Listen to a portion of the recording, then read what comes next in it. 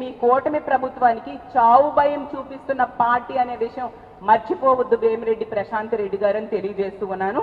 అలాగే తీసుకుంటే నిజంగా మాది అంత చచ్చిపోయిన పార్టీ అయితే మీరెందుకు అంత ఉలిక్కి పడుతున్నారు? జగనన్న పర్యటన చూసి ఉలిక్కి పడుతున్నారు, మా మాజీ ఎమ్మెల్యేలను చూసి అంత ఉలిక్కి పడుతూ ఉన్నారు.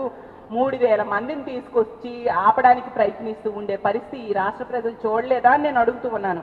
మీ అసహనం ఏ స్థాయిలో ఉందంటే జగనన్న టూర్ సక్సెస్ అయినందుకు కొవ్వూరులో మా పార్టీ ఆఫీస్ మీద మళ్ళీ దాడి చేయించారు. అసలు ఎంత ఘోరం అంటే ఇంత అహంకారం గతంలో ఎక్కడా చూడలేదు. ఏ మహిళా ప్రజాప్రతినిధి కూడా ఇంత అహంకారంగా వ్యవహరించిన సంఘటనలు మనం గతంలో ఈ రాష్ట్ర చరిత్రలో కానీ ఈ దేశ చరిత్రలో కానీ ఎక్కడా చూడలేదు. ఆవిడ ఒక గంజాయి బ్యాచ్ ని పెంచి పోషిస్తూ ఉంటారు ఇలాంటి దాడులు చేయడానికి. ఎంత దారుణం!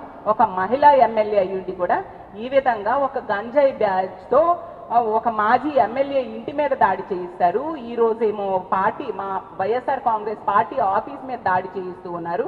అంటే ఇంత అహంకారమా?